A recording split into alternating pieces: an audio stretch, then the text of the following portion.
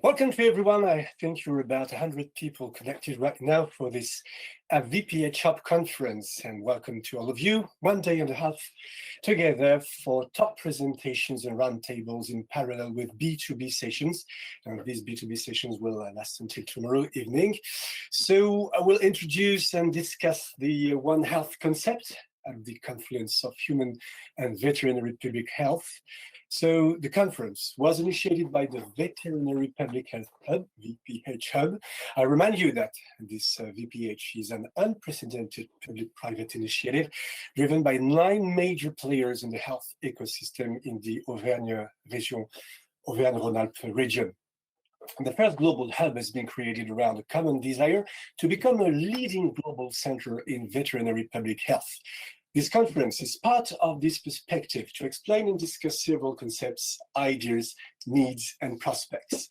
So let's have a look on the program. I think we could show maybe the slide describing very shortly the program. And if not, I will start describing this morning. I will not develop everything for the whole session for the 2 days. But okay, this morning will be focused on surveillance and control, as you can see, with several presentations. First, we'll have an anthropological perspective thanks to Frédéric Kerk, who's research director of Social Anthropology Laboratory of CNRS. Then we'll have an exciting focus on COVID with Marin Koopmans from Erasmus Medical Center in the Netherlands.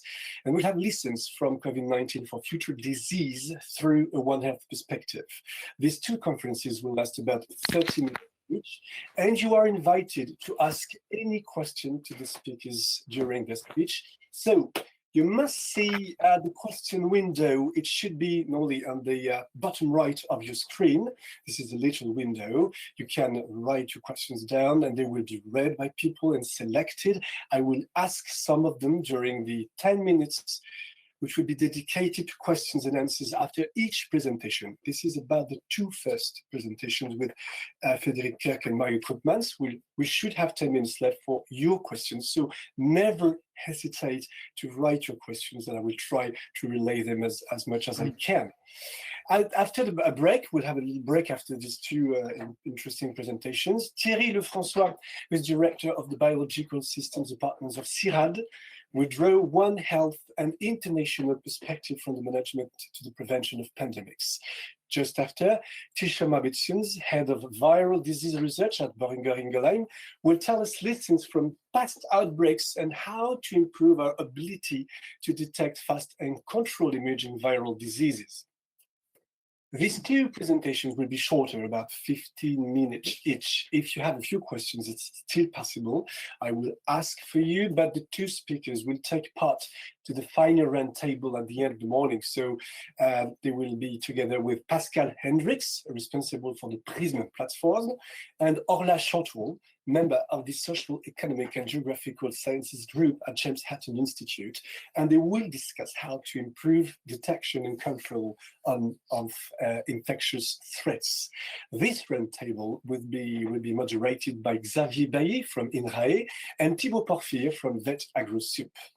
During this talk, you will also be invited to ask your questions. Xavier and Thibaut will collect them and they will read them for you. They will ask you questions to the speakers.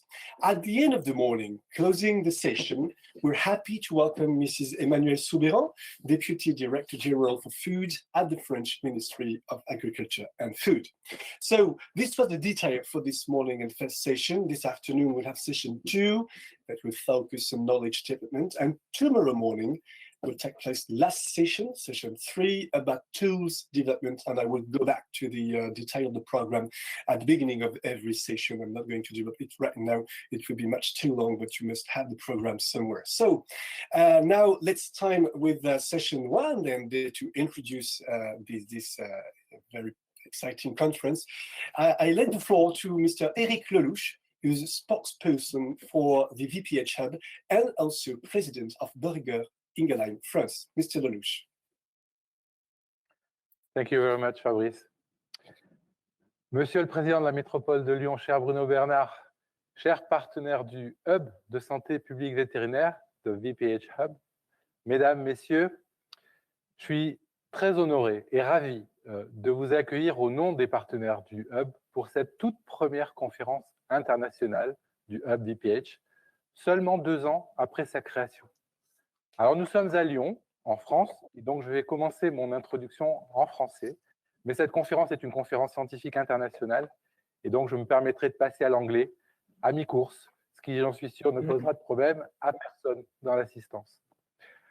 En dépit du contexte sanitaire, nous avons vraiment tenu à ce que cet événement soit maintenu pour saluer la belle dynamique qui a été enclenchée autour du Hub et puis tout le travail réalisé avec beaucoup de passion par les partenaires engagés dans cette initiative. Cette journée et demie d'échange se tiendra donc dans une forme distancielle, j'allais dire malheureusement. Oui, c'est dommage, mais je suis convaincu que ce format, de toute façon, n'affectera pas du tout la qualité de nos échanges. Alors, je voudrais revenir, pour démarrer, sur les origines de ce projet de coalition en faveur de la santé publique vétérinaire.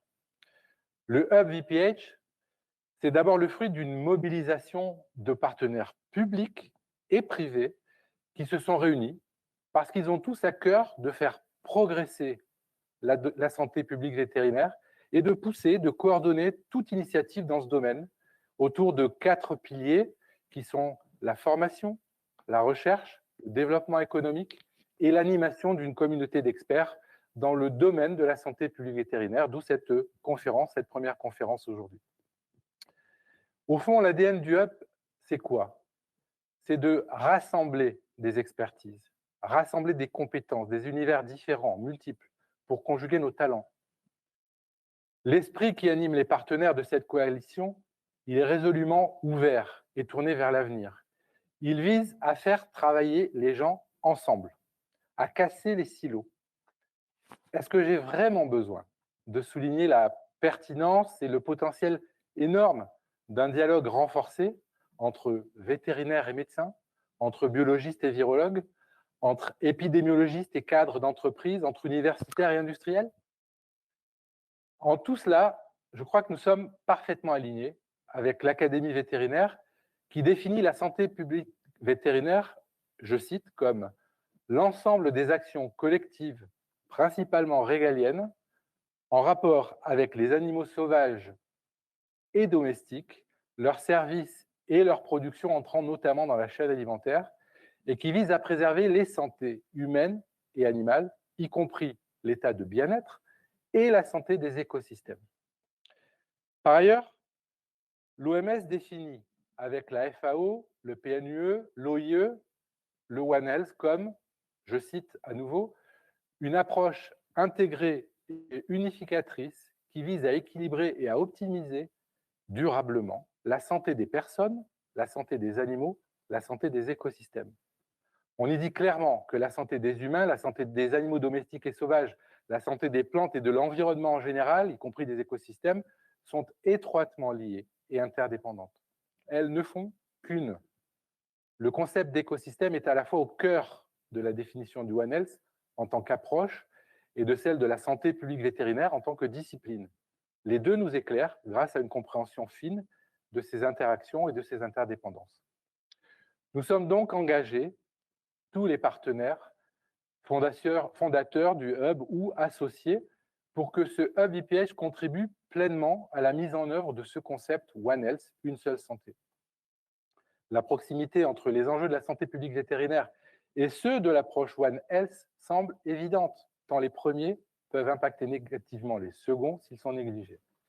Il était donc tout à fait logique pour nous, au sein du Hub, de choisir de travailler sur ce concept One Health lors de cette toute première conférence internationale du Hub VPH. Alors, je tiens à remercier vraiment sincèrement tous les acteurs engagés autour de ce Hub VPH qui réfléchissent, qui se mobilisent pour faire le lien entre les santé. Alors, je remercie la métropole de Lyon, je remercie la région Auvergne-Rhône-Alpes, je remercie la DERLI, Lyon Biopôle, l'Université de Lyon, Vet AgroSup, l'Institut Mérieux, BioAster et bien sûr Boehringer Ingelheim. Et je n'oublie pas non plus les partenaires associés, l'ANSES et l'INRAE qui accompagnent également cette initiative, ou le CNRS qui contribue aussi à la chaire universitaire qui émane du Hub. Tous ensemble, Cette conjonction ou cette confluence des forces au service du One Health est absolument clé. Sans cet engagement collectif, sans cette mobilisation, rien n'aurait été possible et le VPH Hub ne serait juste pas né. Sa naissance, elle est, le mot peut-être mal choisi, tombée à pic, en tout cas un côté peut-être un peu visionnaire, si je peux m'exprimer ainsi, puisque le Hub est né quelques semaines avant le début de la pandémie du Covid-19. Alors, rappel, l'OIE, l'OMS Santé Animale, n'a de cesse de le marteler.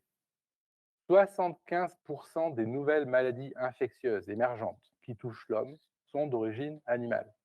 Depuis plus de 20 ans, de plus en plus de zoonoses ont débouché sur des épidémies, voire des pandémies. SARS, MERS, Zika, Nipah, grippe H1N1, Ebola, Covid-19 et sans doute, malheureusement, davantage encore à l'avenir. Construire des ponts entre les différentes santé représente donc un enjeu majeur. L'interdisciplinarité est cruciale pour que nous puissions penser les bonnes réponses et apporter les bonnes solutions et les bons outils sanitaires. En septembre dernier, vous l'avez sans doute entendu, un cas de grippe porcine ayant infecté un éleveur en Bretagne était rapporté par la presse. Illustration frappante de la nécessité de penser nos systèmes de détection et nos politiques de santé publique de façon transdisciplinaire. Plus encore, si nous voulons préserver notre santé, la santé de tous les êtres vivants et de notre planète, nous devons en premier lieu préserver celle des animaux qui contribuent à la chaîne alimentaire. Et pour cela même, pour ces mêmes animaux, ils doivent être en bonne santé, ils doivent vivre et manger des aliments sains, ils doivent vivre dans un environnement sain. Pas vraiment de salut, je crois, si les animaux que nous consommons sont eux-mêmes élevés dans de mauvaises conditions. Très récemment, vous en avez très certainement entendu parler également, une équipe de chirurgiens a réussi à implanter un cœur de cochon sur un homme en attente de greffe.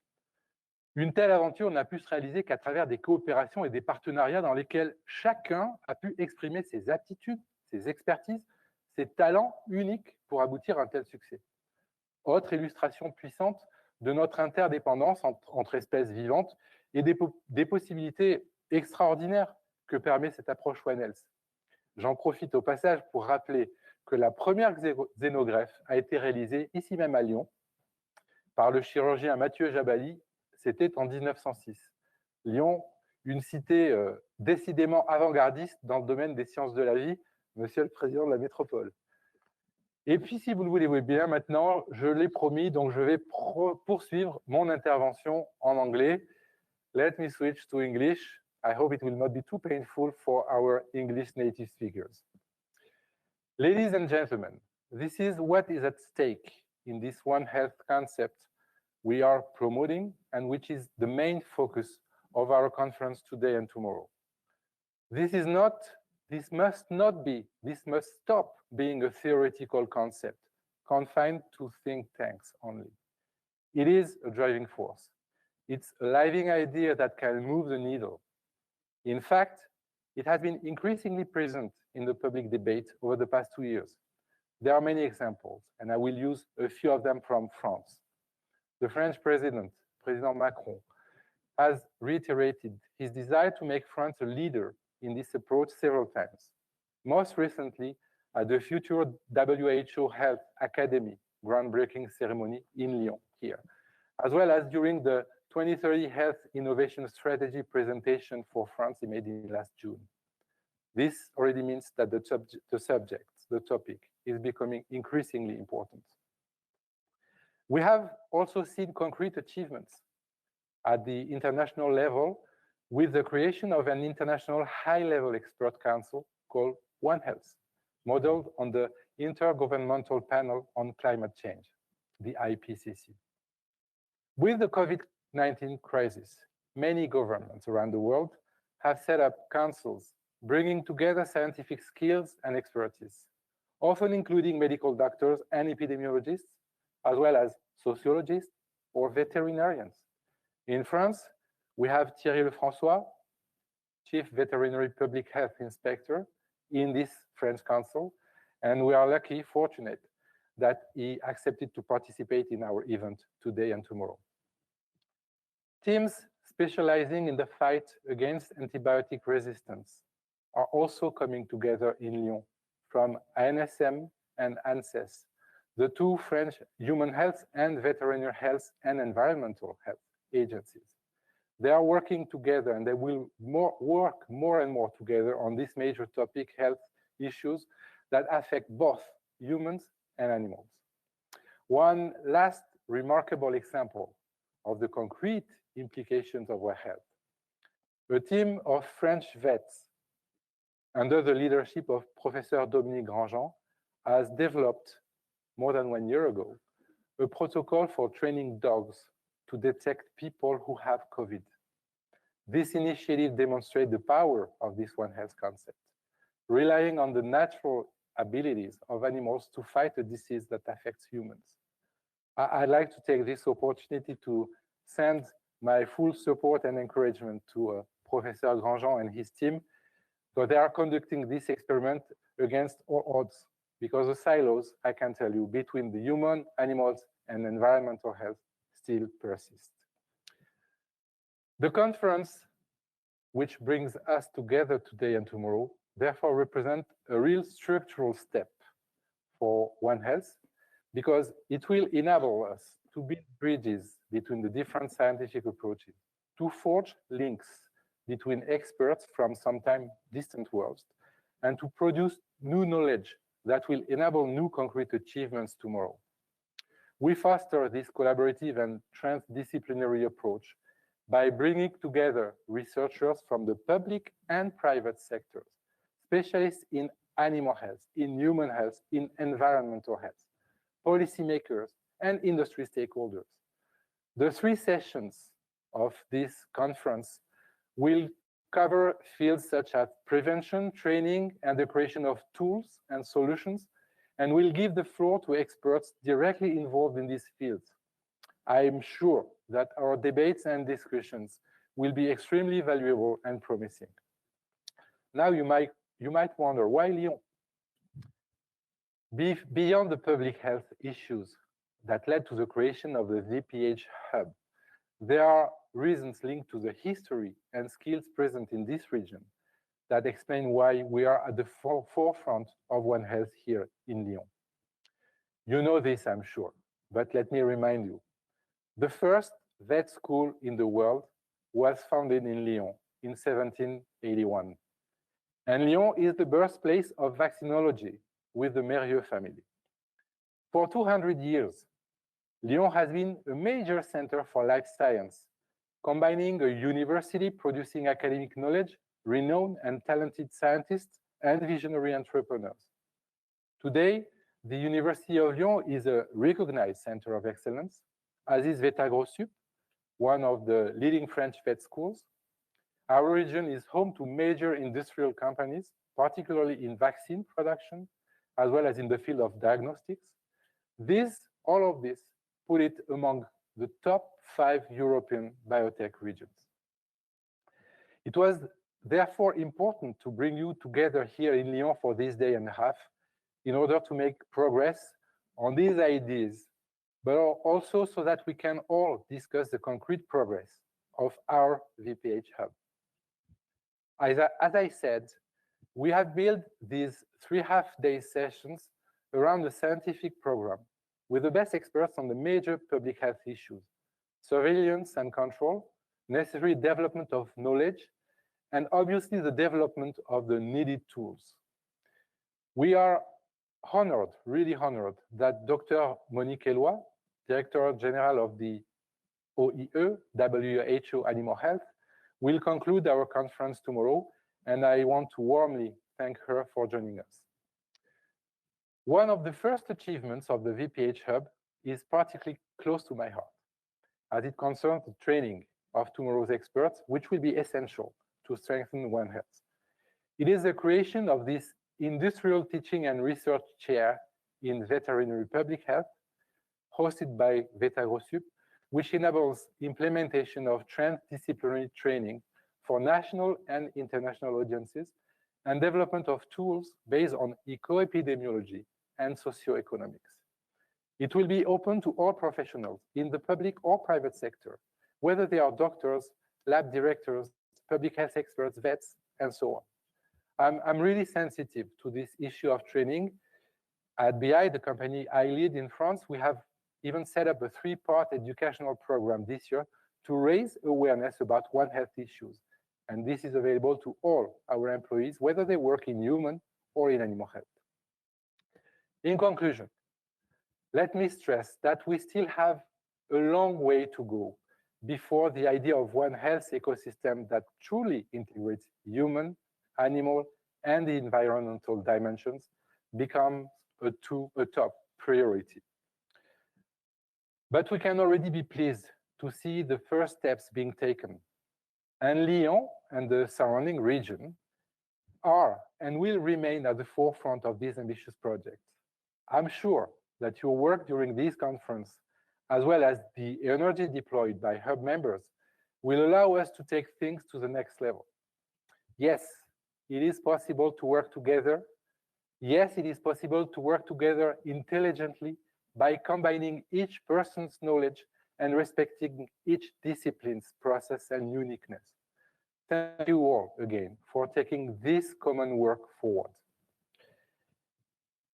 Je vais repasser au français, et merci au traducteur, et je vais passer la parole maintenant à Monsieur Bruno Bernard, le président de la métropole de Lyon. La métropole de Lyon a été un soutien de la première heure de notre hub. Son président nous fait l'honneur d'être parmi nous aujourd'hui, et je tiens, cher Bruno, à vous en remercier chaleureusement. Merci d'être à mes côtés pour l'ouverture de cette conférence. Et maintenant, pour ma part, je vous souhaite tout simplement à tous une excellente conférence du VPH Hub. Merci beaucoup.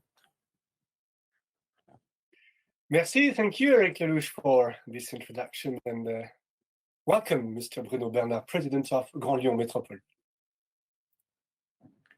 Bonjour à toutes, bonjour à tous, cher Eric Lelouch, chers partenaires du Hub VPH, participants à cette première conférence internationale.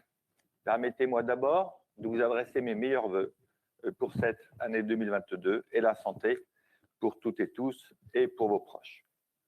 Naturellement, nous aurions préféré faire cette conférence en présentiel dans notre beau musée des Confluences, mais ça reste un plaisir, cher Eric, d'être chez vous, chez Boehringer Ingelheim, et je vous remercie de votre engagement dans la démarche présente. Nous restons dans l'incertitude, mais une nouvelle fois, nous montrons ici le modèle lyonnais qui permet cette coopération entre acteurs privés et publics. En décembre dernier, nous avons fêté les 20 ans du bureau de l'OMS. Et nous avions pu souligner à l'époque l'engagement des industriels dans la Mérieux, des élus, il y a plus de 20 ans, pour constituer ce bureau qui a été un vrai avantage pour le territoire. Aujourd'hui, c'est la même vision stratégique qui nous réunit. Celle qui reconnaît la santé publique vétérinaire et l'approche, une seule santé, comme les prochains défis d'anticipation et de préparation pour tous les pays. Nos relations aux animaux sont complexes, mais beaucoup ont en commun de donner la priorité à l'homme, à ce qu'il considère comme ses besoins, quitte à nier notre dépendance aux autres espèces, à leur diversité, à leur santé. La crise du Covid-19 nous rappelle fortement que tout est lié et qu'on ne peut pas séparer santé animale et santé humaine. Cet aveuglement, s'il continue, pourrait nous être fatal. Il faut faire un pas de côté, décentrer notre point de vue, cesser notre anthropocentrisme et penser le bien-être de la santé de l'homme comme des animaux ensemble. La métropole de Lyon n'a pas de compétences directes sur la santé animale, mais nous avons de nombreuses actions qui en tiennent compte. Tout d'abord par la commande publique, pour avoir plus de repas végétariens, consommer moins de viande, et puis surtout consommer mieux de viande avec des labels bio. Il faut absolument arrêter que nous ayons des éleveurs, des agriculteurs qui soient poussés à produire toujours plus dans des conditions à risque, avec notamment l'utilisation d'antibiotiques, et rentrer dans des cercles et des cycles beaucoup plus vertueux. Nous avons aussi un plan nature ambitieux avec une politique de végétalisation forte des espaces publics, des copropriétés privées, la restauration des corridors écologiques pour préserver la richesse biologique et génétique du monde animal. Cette diversité est essentielle pour l'évolution et l'adaptation des organismes vivants, y compris des animaux domestiques et sauvages. Il est utile à la recherche, notamment pour découvrir diverses molécules avec des bénéfices possibles pour l'humanité. Enfin, les membres du hub VPH et les autres acteurs métropolitains de secteur de la santé et de la recherche peuvent compter sur une métropole adjuvante prête à amplifier leurs actions. Tout d'abord en favorisant l'émergence et le développement d'entreprises en santé publique vétérinaire sur le territoire par notre action foncière et immobilière, mais aussi en organisant la coopération entre experts, acteurs publics et privés, ce collectif qui est l'ADN lyonnais, notamment en étant partenaire fondateur de la démarche du hub, dont nous avons signé la charte, et en soutenant le pôle de compétitivité Lyon Biopôle pour assurer l'animation. Enfin, nous aurons le plaisir d'accueillir, ici, dans la métropole de Lyon, le comité permanent de la Convention sur le commerce international des espèces de faune et de flore sauvages menaçant d'extinction, le CITES, du 7 au 11 mars 2022. Je vous souhaite à toutes et tous une excellente conférence. Très bonne journée. Thank you very much, Mr. Bernard, President of Grand Lyon Metropole.